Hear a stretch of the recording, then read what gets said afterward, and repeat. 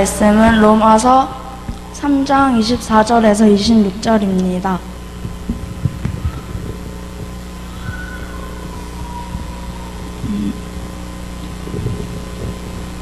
그리스도 예수 안에 있는 성량으로 모든 사람이 죄를 범하였음에 하나님의 영광에 이르지 못하더니 그리스도 예수 안에 있는 성량으로 말미암아 하나님의 은혜로 값없이 의롭다 하심을 얻은 자 되었느니라. 이 예수를 하나님이 그의 피로써 믿음으로 말미암는 화목 제물로 세우셨으니 이는 하나님께서 길이 참으시는 중에 전에 지은 죄를 간과하심으로 자기의 의로우심을 나타내려 하심이니 곧 이때에 자기의 의로우심을 나타내사 자기도 의로우시며 또한 예수 믿는 자를 의롭다 하려 하심이라.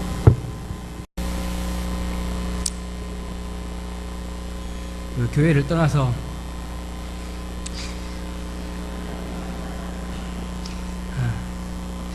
이 자리에 서니까 너무 만감이 교차해서 그렇습니다.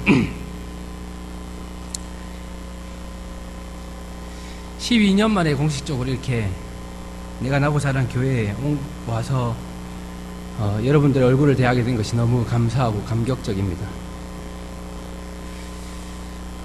오늘의 제가 있기까지 모든 빚은 이 선암교회에 있습니다. 그래서 그렇습니다. 너무 감사하고 잘하고 여기까지 이르게 된 것이 모든 빚이 오늘 얼굴 맞대면서 인사드린 모든 우리 어른들 그리고 모든 성도들에게 있다는 걸 잊지 않고 있습니다. 기억하시겠지만 제가 어린 시절에 얼마나 개구쟁이였고 얼마나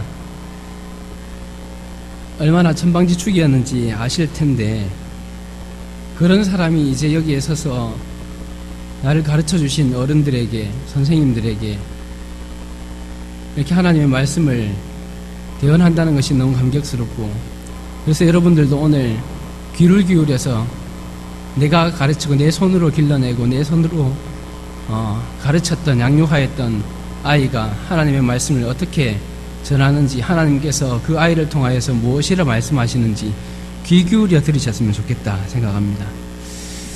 먼저 몇 가지 질문을 드리려고 합니다. 잘 생각해 보시고 한번 답해 보십시오.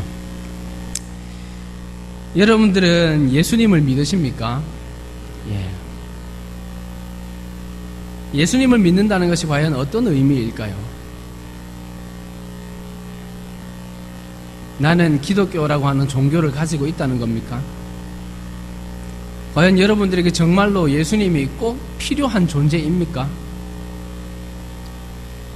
여러분들이 믿으시는 예수님이 과연 어떤 분이십니까? 하나님이라, 하나님의 아들이다, 또는 구원자다, 메시아다, 나를 사랑하시는 분이시다, 여러 가지 표현으로 내가 믿는 예수님, 하나님을 표현할 수 있겠죠.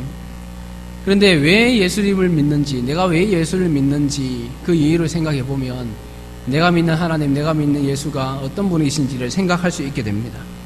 구원을 받기 위해 혹은 천국 가기 위해, 죄 용서 받기 위해서, 마음의 평안 얻기 위해서, 혹은 어려운 일이 있을 때에 기도하기 위하여서 여러 가지 이유를 가지고 우리가 예수를 믿고 하나님을 믿지만 우리가 도대체 정말로 왜 예수를 믿는지 그 이유를 먼저 생각해 보아야 한다는 것이죠. 이것을 이해하고 알기 위해서 먼저 생각해야 될 것은 무엇이냐면 우리의 인생입니다. 우리는 어쩌다가 이 인생을 살고 있는 겁니까? 오늘도 오랜만에 얼굴을 뵙고 인사를 나누다 보니까 참 세월이 많이 지났구나 그런 생각이 드는 분들의 얼굴이 있었습니다. 우리는 어쩌다가 이 인생을 이렇게 살고 있고 어쩌다가 지금까지 이렇게 살아오고 있는 겁니까? 우리는 우연히 그저 어쩌다가 이렇게 살고 있는 것이 아닙니다. 우리가 지금 이 생을 살게 된 이유가 어디에 있을까요? 하나님께서 세상을 창조하셨고 우리 사람을 지으셨다. 이것이 출발점입니다. 모든 이야기가 여기에서부터 시작됩니다. 내가 왜 지금 이 인생을 사는지, 내가 왜 이 삶을 살고 있는지, 하나님이 세상을 창조하셨고 우리 사람을 창조하셨다는 것이죠. 그래서 창세기 1장 1절에 말씀하기를 태초에 하나님이 천지를 창조하시니라 이렇게 말씀하고 있습니다. 세상 사람들 가운데는 세상이 어쩌다가 우연히 시작하게 된 것으로 아는 사람도 있습니다. 혹은 이 세상과 인간이 어떻게 시작되었는지는 생각조차 해보지 않고 그저 그냥 살고 있으니까 사는 것으로 한 번도 고민해보지 않고 질문해보지 않고 어떻게 이 세상이 이렇게 지어져서 이렇게 시작되었는지 한 번도 물어보지 않고 그냥 사니까 사는 것으로 그렇게 살아오는 사람들도 많습니다. 그러나 성경은 이 모든 것의 시작이 하나님으로부터 말미암는다라고 우리에게 분명히 말씀하고 있다는 것이죠. 세상 사람들은 이것을 가리켜 그거는 너희의 믿음이야, 그거는 너희의 신앙이겠지 이렇게 말합니다. 그러나 우리가 착각하고 있는 것이 무엇인가 하면 이 세상에는 우리가 믿지 않고 아무것도 해낼 수 없다는 것이죠. 우리가 스스로의 힘으로 어느 것 하나 믿지 않고서는 스스로의 힘으로 알아낼 수도 없고 탐구해낼 수도 없고 설명해낼 수도 없는 것이 우리가 사는 이 세상입니다. 이 거대한 현실이 어떻게 존재하게 되었는지, 우리 인생이 어떻게 살기 시작하게 되었는지, 우리는 어쩌다가 이 인생을 살게 되었는지에 대하여서 우리 스스로의 힘으로 아무것도 없이 그것을 설명해낼 수 없습니다. 다만 성경이 선언하고 있는 대로 하나님께서 그것을 창조하셨고 하나님이 우리 사람을 지으셨고 이 모든 것이 하나님으로부터 말미암은 것이다 라고 믿거나 아니면 그렇지 않다고 믿거나 하나님이 지으시고 하나님으로부터 시작되었다고 믿거나 그러면 어떻게 됐는지는 모르겠지만 어쨌든 하나님이 지으신 것은 아니다 라고 믿거나 그 모두가 믿음이라는 것이죠. 그야말로 이 거대한 세상은 믿음 위에 서 있습니다. 무엇을 믿든지 간에 우리가 하나 믿고 있는 그 믿음 위에서 모든 인생은 그렇게 이루어져 가고 있는 겁니다. 하나님이 있다고 믿거나 혹은 없다고 믿거나 우리는 하나님께서 이 모든 것을 창조하셨고 우리 사람도 지으셨다라고 믿는 것이죠. 하나님께서 천지 가운데 사람을 특별하게 지으셨습니다. 온 세상을 지으신 하나님께서 그 가운데서 사람을 아주 특별하게 지으셨는데요. 성경은 하나님께서 사람을 자기의 형상을 따라 자기의 모습대로 자기처럼 만드셨다 이렇게 말씀하고 있습니다. 세상 만물 가운데 하나님처럼 하나님의 형상을 따라, 우리가 하나님의 형상이라고 하는 말을 쉽게 하지만 이것은 다른 말로 하면 하나님처럼입니다. 하나님처럼. 만물 가운데에 하나님처럼 하나님은 닮게 하나님의 모습을 따라 만들어진 존재는요 사람 외에 없습니다. 일반 세속에서도 세속사회에서도 인간을 가리켜 만물의 영장이라고 말하지 않습니까? 짐승들과 달리 짐승은 죽여도 잡아서 그 고기를 먹어도 그것이 죄라고 생각하지 않지만 사람의 생명을 함부로 해하게 되면 그것은 죄라고 생각합니다. 왜 그렇습니까? 우리의 의식 속에 아주 오래된 옛날부터 사람은 고귀하니까, 사람의 생명은 존귀한 것이니까, 이유는 모르겠지만 어쨌든 그런 의식들이 오래전부터 우리 속에 각인되어 있기 때문에 그런 겁니까? 성경은 세상 만물을 지으신 하나님께서 만물 가운데 인간만 특별하게 지으셨다라고 말씀하고 있습니다. 만물의 모든 짐승들 가운데 오로지 인간만 하나님처럼 하나님을 닮게 하나님의 형상을 따라 만들었다. 그러므로 그 인간의 생명을 해하는 것이 죄다라고 말씀하고 있는 것이죠. 시편 8편은 이렇게 말씀합니다. 인자가 무엇이기에 주께서 그를 돌보시나이까? 그를 하나님보다 조금 못하게 하시고 영화와 존귀로 관을 씌우셨나이다. 하나님께서 사람을 자기보다 조금 못하게 만드셨다라고 말씀합니다. 하나님이 우리 사람을 하나님보다 많이 못하게 만드신 것이 아니고 조금 못하게 만드셨습니다. 사람보다 유일하게 높은 존재는 하나님이시고 하나님 외의 모든 세상 만물이 사람의 발 아래에 있습니다. 하나님께서 우리 인생을 그렇게 창조해 놓으신 겁니다. 그러나 사람은요, 이 지위에 만족하지 못했습니다. 말하자면 만물 가운데의 2인자, 하나님 그 다음으로 높은 자의 자리에 앉혀주셨지만 그것에 만족하지 못하고 하나님처럼 되고 싶어서 금지된 열매를 따먹은 것이죠. 그것이 우리가 흔히 말하는 원죄라고 하는 것입니다. 성경이 말하는 죄라고 하는 것은 창조주 하나님을 기억하지 않고 인정하지 않고 사람의 피조물 된 존재를 인정하지 않는 것, 그것을 가리켜 죄라고 말합니다. 첫 인류 아담과 하와는 고의로 그것을 거부했고 우리는 이제 태생적으로 그것을 거부하거나 혹은 깨닫지 못하는 그런 처지에 놓여 있습니다. 이유가 어찌되었든 간에 하나님의 창조주 되심과 사람의 지어진 존재, 피조물됨을 알지 못하는 이것이 바로 죄인데요.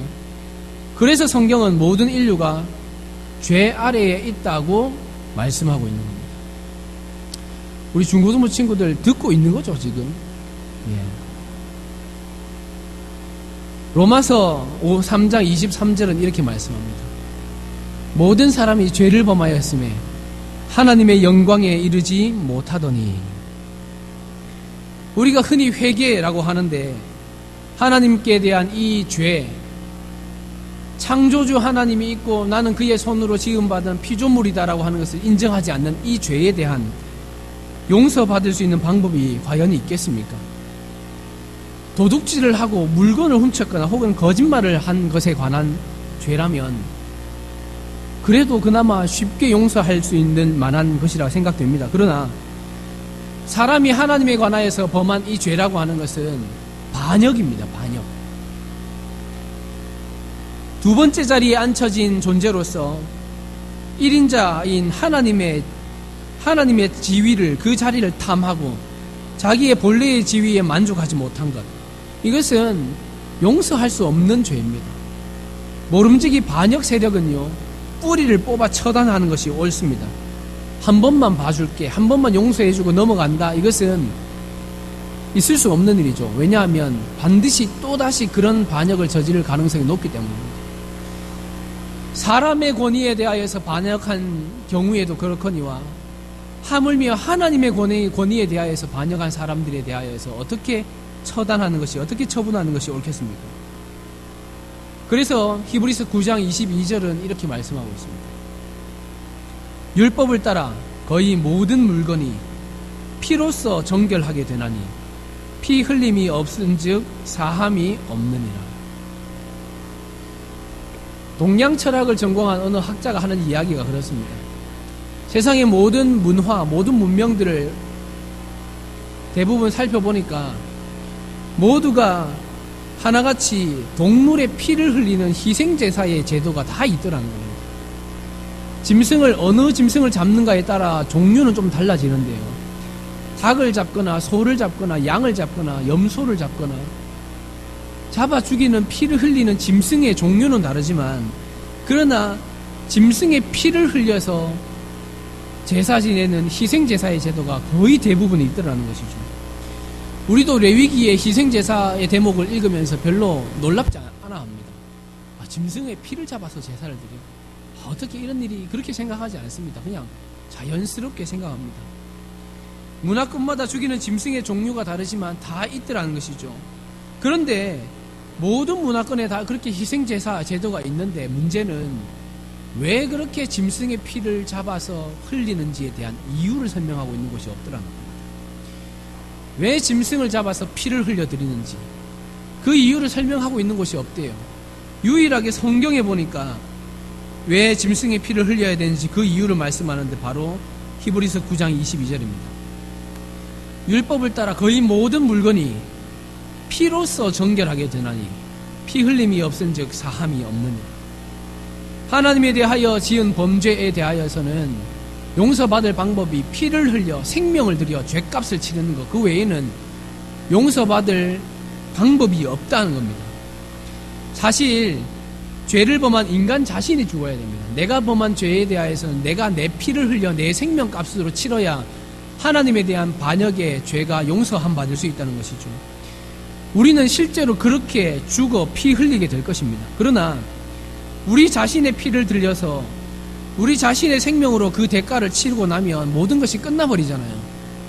죄를 지은 것에 대하여서 내 피를 흘려 대가를 치르고 나버리면 내 생명, 내 인생은 끝나버립니다. 그것으로 끝입니다. 하나님께서 창조한 세상이 모두가 자기가 범한 죄로 말미암아 자기 피값을 드리고 나면 그것으로 세상 역사가 종료되고 마는 겁니다. 그러나 하나님께서, 자비로우신 하나님께서는 이 세상의 역사가 그렇게 마무리되도록 내버려 두지 않으셨습니다. 범한 반역죄는 괘씸하지만 그러나 끝없는 사랑으로 용서해 주시고 용서받을 길을 만들어 두셨는데, 그것이 바로 예수 그리스도의 십자가라고 하는 것이죠. 구약시대에는 짐승의 피를 흘려서 하나님의 용서를 기대했습니다. 소를 잡아 양을 잡아 피를 흘려드림으로써 하나님, 내가 내 피를 흘려드려야 되지만 대신하여 이 짐승을 잡습니다. 짐승의 피를 흘려 하나님의 용서를 구했습니다. 그러나 그런 희생제사는 완전하지 못해서 한 번 하고 나면 다시 하지 않아도 되지 않았습니다. 이 희생제사는 반복해서 늘 한 번 하고 또 하고 또 하고 또 해야 했습니다. 이 희생제사를 집례했던 제사장도 완전하지 못한 사람이어서 희생제사를 집례하기 전에는 먼저 자신의 죄를 하나님 앞에 속한 후에야 그 다음에 백성들을 대신하여 짐승을 잡아 속죄의 제사를 드릴 수 있었죠.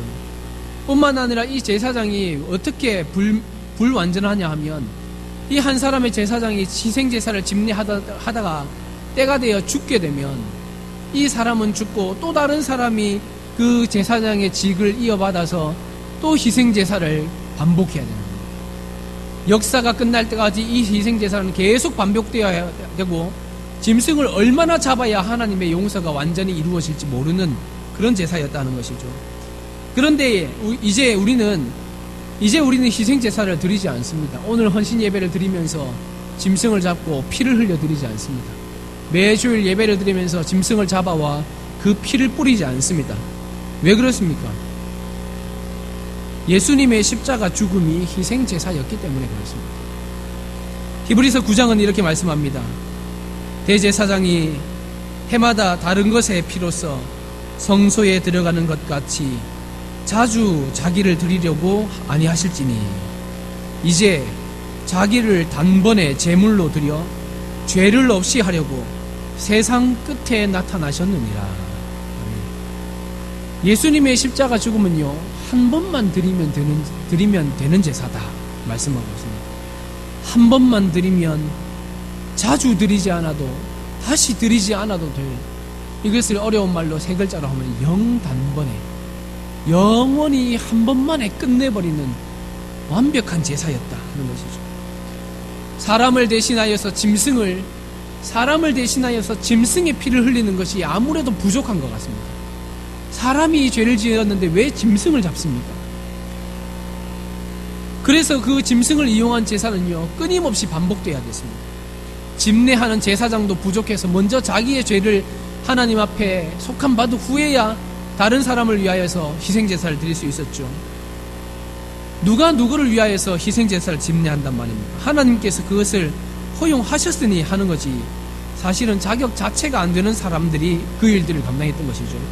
그러나 예수님은 짐승이 아니라 사람이 되신 자신의 육체로, 그것도 죄 없으신 존재로서, 완벽한 존재로서 모든 제사의 요건을 충족하시고 다시 드리지 않아도 될 영원한 단번의 희생제사를 자신의 몸으로 드리셨다 하는 것입니다. 그래서 다시 우리가 희생제사를 드릴 필요가 없다는 것이죠. 게다가 그분은 죽은 후에 부활하셨습니다. 이것으로 말미암아 모든 육체가, 우리가 언젠가는 죽게 될 것이지만 죄의 값을 치르기 위하여, 그러나 그것이 끝이 아니라 예수님처럼 우리도 똑같이 부활하게 될 것이다 라고 하는 것을 보여주셨던 겁니다. 여러분들 몇 살까지 사실 것 같습니다? 맨 앞줄에 앉으신 어른들을 보니까 우리가 인생을 과연 몇 살까지 살 수 있을 것 같습니다. 우리 중고등부 친구들은 여러분 몇 살까지 살 것 같습니까? 분명한 것은 몇 살까지 살든 모든 사람이 다 한 번 죽는다는 겁니다. 그리고 또 분명한 사실이 있는데, 모든 사람이 죽겠지만 모든 사람이 부활한다는 사실입니다. 성경은 두 가지 부활에 관하여서 우리에게 말씀합니다. 첫 번째로는 생명을 얻기 위한 영생의 부활이 있는가 하면, 두 번째로는 심판을 받기 위한 영벌의 부활이 있다, 심판의 부활이 있다 라고 우리에게 말씀하고 있습니다. 모든 사람이 죽지만 모든 사람이 부활할 것입니다. 예수를 믿든 믿지 않든 모든 이가 다시 육체로 부활합니다. 예수를 믿는 사람은 영생을 얻기 위한 부활이고, 예수를 모르는 사람은 영벌을 받기 위한 부활입니다. 성경은 우리에게 그것을 분명히 말씀하고 있습니다. 히브리서 9장 27절 28절은 이렇게 말씀합니다. 한 번 죽는 것은 사람에게 정해진 것이요 그 후에는 심판이 있으리니 이와 같이 그리스도도 많은 사람의 죄를 담당하시려고 단번에 들이신 바 되셨고 구원에 이르기에 하기 위하여 죄와 상관없이 자기를 바라는 자들에게 두 번째 나타나시리라. 한 번 죽는 것은 사람에게 정해진 것이요 그 후에는 심판이 있으리니, 여기까지는 우리가 익히 잘 알고 암송하는 구절입니다. 그런데 더 중요한 것이 그 다음에 있죠. 이와 같이 그리스도도 많은 사람의 죄를 담당하기 위하여 단번에 들이신 바 되셨고 구원에 이르기 위하여 두 번째 다시 나타나리라.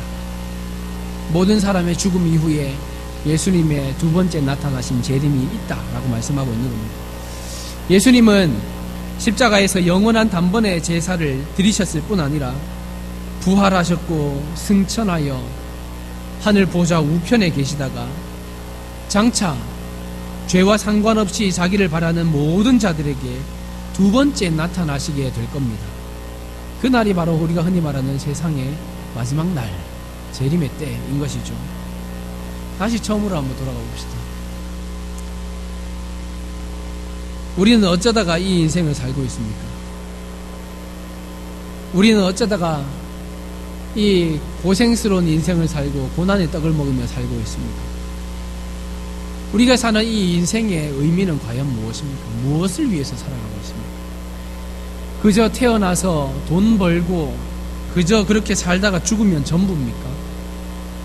한평생 살다 죽는 건데, 어차피 죽는 건데 즐기며 살자, 그것이 인생입니까? 우리가 알든 모르든 이 세상 역사, 우리 인생은 방금 말씀드렸던 이 큰 틀 안에서 이루어지는 것입니다. 착각하지 마셔야 하는 것은 우리 인생의 주인이 내가 아니라는 사실입니다. 내가 내 마음대로, 내 기분대로 신나게 살다가 죽으면 전부인 것이 세상이 아닙니다. 인생이 아닙니다. 우리가 사는 이 세상은 하나님의 창조로 말미암아 시작되었고, 창조하신 세상 가운데에 인간을 가장 존귀하게 하나님보다 조금만 못하게 지으셨고,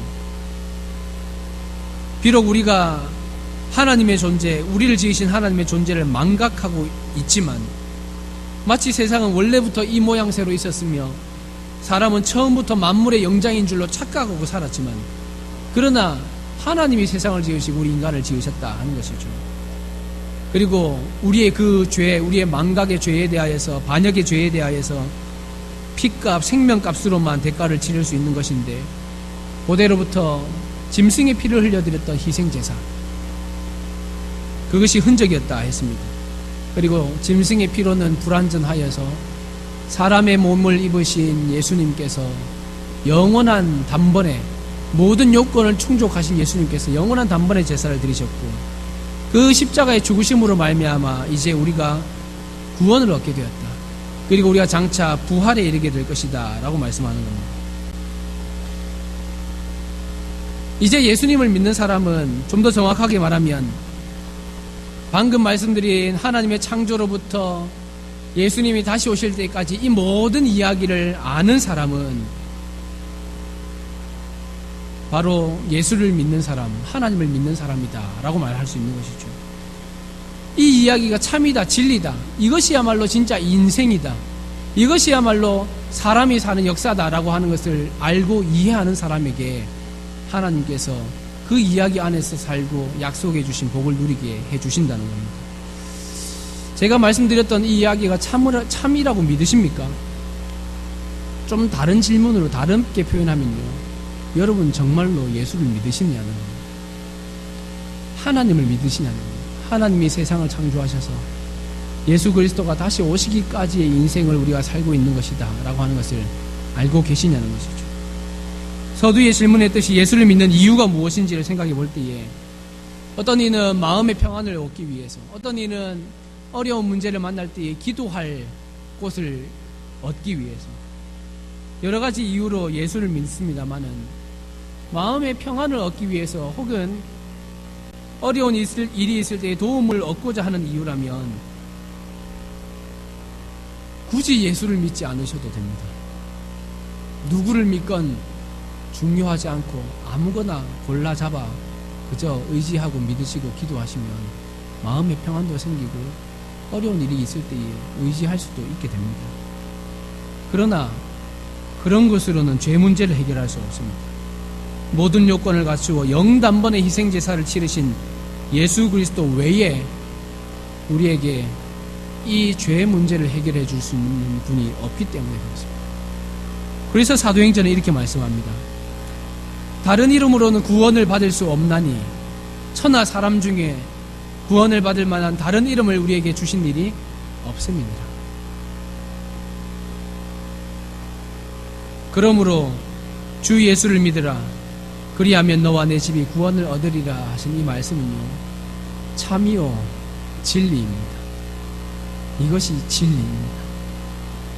그리고 이것을 우리는요, 질그릇 같은 우리 존재에 담고 있습니다.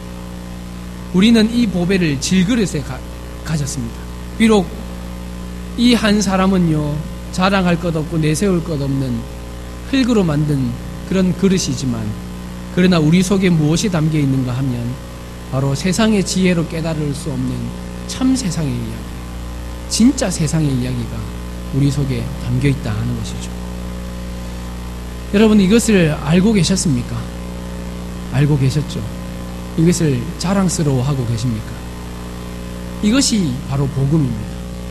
예수를 믿는 이유가 바로 여기에 있습니다. 이 고난의 인생을 사는 동안에도 내가 예수를 떠날 수 없는 이유가 바로 여기에 있습니다. 이 복음을 여러분 가슴 속에 먼저 깊이 새기고 확인하시고, 그리고 이것을 또 다른 사람들에게도 말하고 전해줄 수 있는 그런 우리의 남은 생애가 되실 수 있기를 간절히 바랍니다. 하나님 아버지, 감사합니다. 우리는 어쩌다가 아주 우연히 예수를 알게 되어 하나님 나라, 하나님의 백성, 하나님의 자녀가 되었습니다. 그러나 곰곰이 생각해 보니 이것이 얼마나 위대하고 놀라운 일인지, 우리에게 허락하여 주신 일들이 참으로 위대하고 놀랍습니다. 하나님은 오늘 이 시간에 주님의 말씀 통하여서 우리에게 허락하여 주신 이 귀한 진리를 다시 한번 되새기고 확인합니다. 평생에 예수를 믿노라고 말하여 왔는데 우리의 믿는 바, 믿음의 소망이 과연 어떤 것인지 우리 모든 성도들이 다시 한번 되새겨 볼 수 있도록 도와주시고, 특별히 이 악하고 악한 생을 사는 우리 중고등부 학생들에게 은혜 주셔서 악한 세상 가운데에 거룩한 삶을 살아 참된 진리를 품어 남은 생에 하나님 앞에서 하나님이 기뻐하실 만한 생에 살 수 있도록 도와주시옵소서. 중고등부 아이들을 위하여서 수고하는 선생님들에게도 힘주시고 위로해 주셔서 매 주일마다 참 힘들고 어렵지만, 그러나 하나님께서 또 10년, 20년, 30년 후에 우리의 손으로 길러낸 아이들을 통하여서 또 위대하신 일들을 이루실 것을 기대하는 마음으로 감사하며 충성하게 하여 주시옵소서. 서남교회 앞으로 있는 모든 일들 위해 하나님께서 함께 하여 주시고, 오고 오는 세대에 거룩한 세대들을 계속 배출하여서 하나님의 영광을 이루어드리는 교회 될 수 있도록 은혜 허락하여 주옵소서. 예수님의 이름으로 기도하옵나이다. 아멘.